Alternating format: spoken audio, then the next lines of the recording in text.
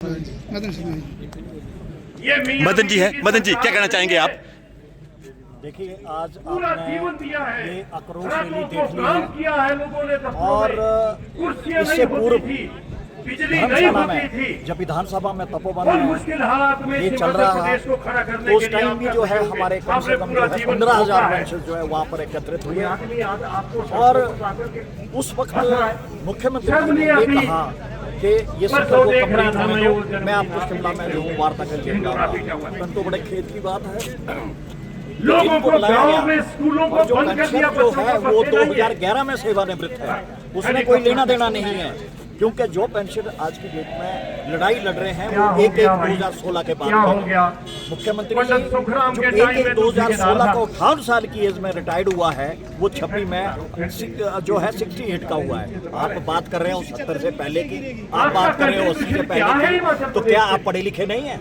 आपको इतना पता नहीं है? आपके साथ जो सरकार बैठी है, आपके साथ जो वित्त सचिव बैठा है, आपके साथ मुख्य सचिव बैठे हैं, आपके साथ और सलाहकार बैठे हैं, तो उनसे ये पूछिए कि 70 से पहले वाले ने क्या लेना है, 80 वाले ने क्या लेना है। ये तो अगर पूर्व सरकार की बात करें जो रिवीजन 88 से हुआ था उसमें पैसे दिए गए, लेकिन जहां तक जो है हम ये बात करते हैं जो ये आज 14 सूत्रीय कार्यक्रम दिया गया है, संघर्ष जो हमारा शिव समिति बनी है वो जो है इस वक्त अपनी मांगों को लेकर जो है एकत्रित हो रही है। लेकिन माननीय मुख्यमंत्री जी, आप फिर भी जो है वो देख लीजिए, पतन बुरा है, आपकी पूरी सरकार का पतन जो है वो देख लीजिए किस प्रकार हो रहा है। हम यही बात नहीं करते कि आज पेंशन नहीं है, आम जनता को देखिए आप, आम जनता किस प्रकार रो रही है।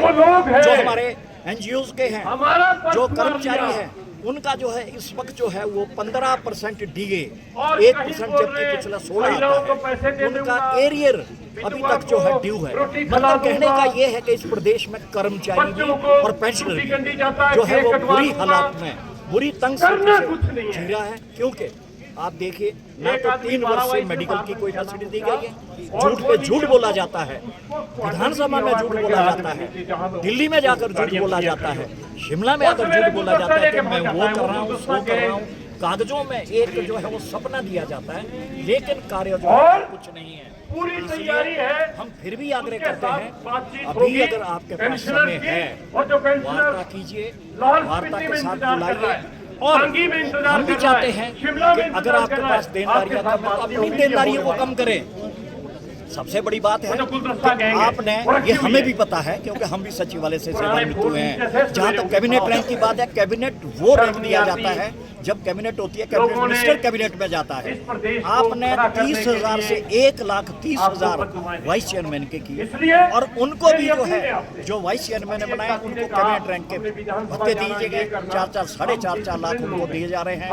डिपार्टमेंट की जो है गाड़ियां उनके पास है, पूरा स्टाफ सचिवालय का उनके पास खड़ा किया हुआ है, और मुफ्त की रेवड़ियां बांटी जा रही है। एडवोकेट जनरल की लाइन खड़ी कर दी है, अपने जो है PS OS की लाइन खड़ी कर दी है। एक दिन हम बोलते हैं, एक दिन गाड़ियों को रोक कर देखें, इनको जो है पैदल चलाने की कोशिश करें, फिर उनको पता लगेगा कि किस प्रकार की राजनीति आप ये हिमाचल प्रदेश में कर रहे हैं। मदन जी, मुख्यमंत्री जी बोल रहे हैं मैं चरणबद्ध तरीके से दे रहा हूँ, अपने क्लास 4 के जितना 70 साल के सबको मैंने दे दिया, इस बारे क्या कहना चाहेंगे? मैंने पूर्व में यही कहा कि जो पेंशन 1/1/2016 को रिटायर 58 साल में हुआ है, आज वो 26 में 68 का हुआ है, उसको क्या मिला? आप 70 से पहले की बात कर रहे हो, आप 70 के बाद की बात कर रहे हो। लेकिन हम ये कहना चाहते हैं कि जो सेवानिवृत्त 1/1/2016 का हुआ है वो इस वक्त 68 में है।